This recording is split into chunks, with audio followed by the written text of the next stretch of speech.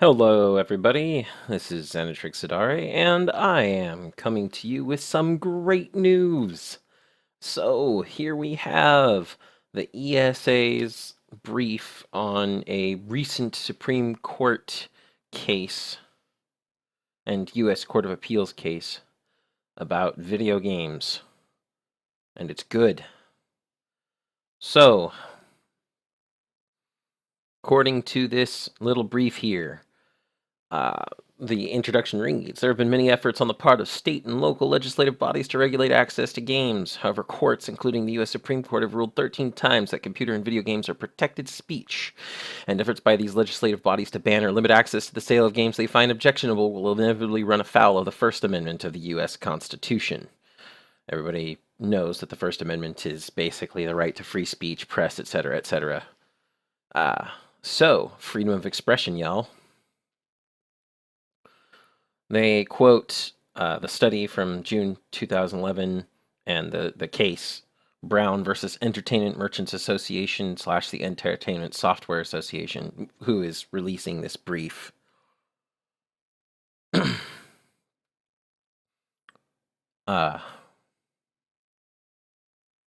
This particular ruling was that it struck down a 2005 California statute that would have regulated the sale and rental of violent computer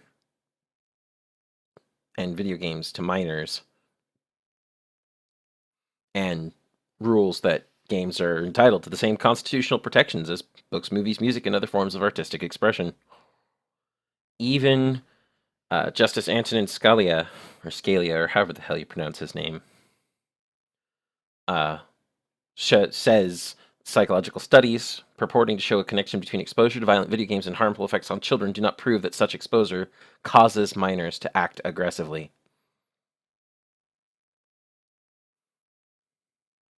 They also said that California cannot show that the Act's restrictions meet the alleged substantial need of parents who wish to restrict their children's access to violent videos.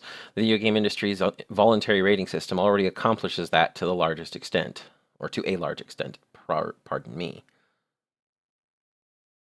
And then the court challenged California's attempt to create a new category of restricted speech, and said that they cannot create a new content-based regulation that is permissible only for speech directed at children. It's unprecedented and mistaken, and the country has no tradition of specially restricting children's access to depiction of violence. They questioned the state's reasoning for singling out video games from other pieces of media, noting that, such children's stories as Hansel and Gretel or all of the Grimm fairy tales and Cinderella have elements of violence, and so do other pieces of media. Even Saturday morning cartoons are mentioned. And found that the California law does not meet the strict scrutiny standard required of content-based restrictions on free speech, and that it therefore does not comport with the First Amendment. Or the U.S. District Court for the Northern District of Illinois, July 2009, ESA et al. Versus the Chicago, I'm guessing. I haven't zoomed in. Chicago Transit Authority. Permanent injunction to prohibit the ban of violent video game advertisements by the CTA. Apparently, the Transit Authority didn't want to put up advertisements on their buses and such. And the decision was basically, let them have it. The Court of Appeals in the Ninth Circuit, Video Software Dealers Association versus Schwarzenegger, California again. Unanimous ruling that upheld the U.S. District Court for the Northern District of California's permanent injunction of California's violent video game law. So this is probably the court case prior to the Supreme Court case seen before, which was in 2011. And the court found that there was no substantial evidence that supports the legislature's conclusion that violent video games cause psychological or neurological harm to minors.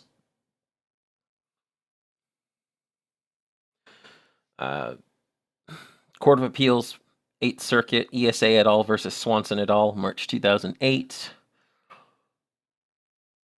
said that they wanted to penalize minors for purchase or rental of mature or adults-only rated games, but that penalization violates the First Amendment. Court held that the state must come forward with incontrovertible empirical proof of a causal relationship between exposure to video game violence and subsequent psychological dysfunction. Incontrovertible empirical proof. That is a higher standard than criminal court. Criminal court only says for the jury to decide based on reasonable doubt. If you can say that beyond reasonable doubt the person is guilty, then they're guilty. But if there's a reasonable doubt, you must vote, not guilty. However, in this, you have to have essentially the highest form of evidence in the world. Scientifical.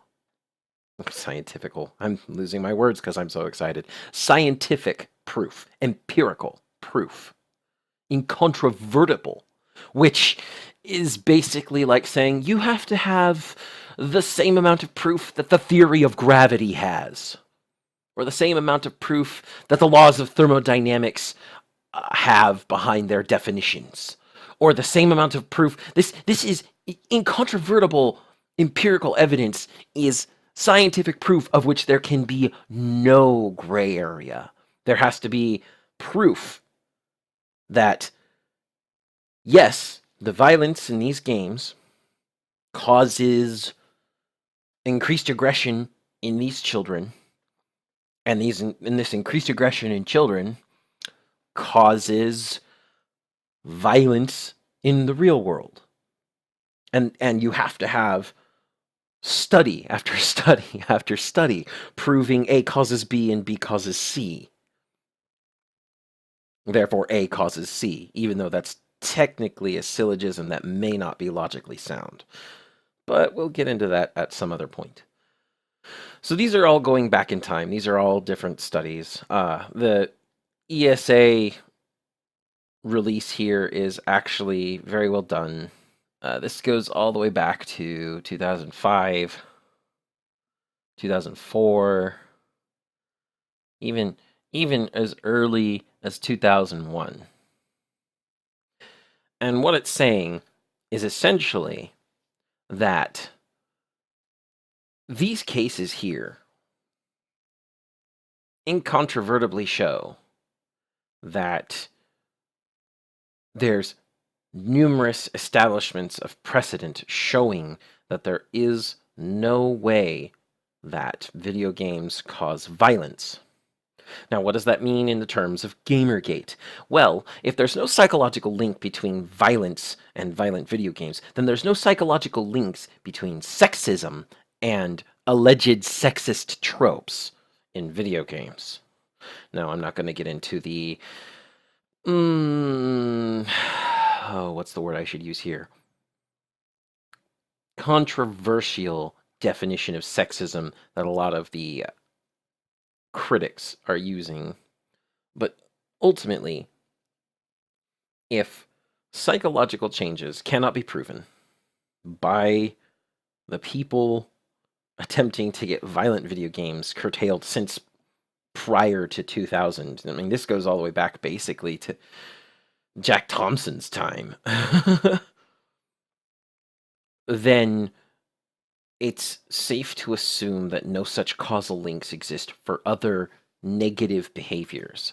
Violence isn't caused by violent video games. Sexism isn't caused by alleged sexist video games. Criminal activity isn't caused by alleged games that promote criminal activity. I mean, GTA obviously promotes criminal activity as part of gameplay, but it's sort of tongue-in-cheek at times. And it's also... it's ridiculous to think that anyone playing GTA can get away with going on a high-speed chase from 20 cop cars, getting gunned down, and then waking up at a hospital as well. No. That will not happen. Not to mention people getting shot multiple times until their health bar is 0 and then they die. No, generally a bullet hits you in your center of mass, you're probably going to fall down. And you're probably going to be dead. Or if your bullet hits you in the head, you're fucking dead. Especially police issue. So nobody goes into these games assuming that they can do what's done in the game. I mean, I doubt anybody who even plays Trials, the insane as fuck dirt bike stunt game, motocross stunt game. I'm not quite sure how to classify that, but everybody knows Trials Evolution, etc., etc. You know, I'm sure there is nobody in the world who thinks they can actually do those tracks for real, without breaking their neck. So these establishments here, these everything covered by the ESA, and true, it only has up to that 2011 Supreme Court ruling. That 2011 Supreme Court ruling is still essential. It's still quite literally that right there. That is a Supreme Court precedent. That is a precedent at the highest level of law. Which means that precedent will carry through to all other jurisdictions eventually. Each time somebody challenges the established freedom of expression for games, it's going to come up. People are going to cite this court case, Brown versus Entertainment Merchants Association and the Entertainment Software Association. They're going to quote all of these cases. They're going to be like, established precedent shows that violence in video games does not cause violence. These people are claiming that alleged sexism in video games causes sexism, but they have no way to show the causal links, just as these people claiming violence had no way to show causal links. Thus, you have to throw this out. And if it does eventually get to the Supreme Court again, and it probably will eventually, another 10 years. Pardon that. The Supreme Court will go, where is your empirical evidence? You don't have any? Oh, you're fucked. First Amendment right. Technically they've already established that with the ruling here, that games that the ruling stated, quote, that computer and video games are entitled to the same constitutional protections as books, movies, music, and other forms of artistic expression. Freedom of expression, right there. And it doesn't matter what type of computer or video game. The educational software made for tiny kids is just as free as the ultra-violent game Hatred that's going to be coming out. Or is already out. I'm not sure. I have to check. It's ultra-violent. Super. The only purpose of that game is to kill everyone. But both have the right to exist, free from any sort of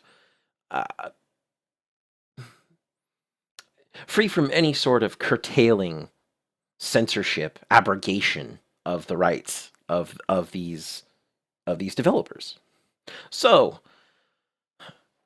basically, in the terms of Gamergate, anytime one of the anti-gamers try to come after you, pull up this. Just show them the Supreme Court ruling. There's actually a link, a tiny URL that I'll put in the description at the end of this particular section right here and here. To view the decision in its entirety, please go to http://tinyurl.com/ looks like 3JH99W8. And I'll put that in the description below. If I read it off wrong, you'll see the proper link in the description below. But essentially, this Supreme Court case alone is all you need to throw in their face. You want to censor these things? You want to make games just for you? You want things to curtail just you? Too fucking bad. Supreme Court says they're free. End of story. And then walk away. At this point, we don't even need to address their arguments as to why they should be censored, because there is precedent in law and in science, if you can find the studies, because I found them. I actually have a few on my computer right now. But there's precedent both in law and in science to show that they are nothing but full of bullshit. Anyway, I'm Xanatrix Sidare, and I'm signing off. And remember, you don't only seek the truth, but the truth definitely seeks you in this case. Sorry I'm late to this news, but it's awesome.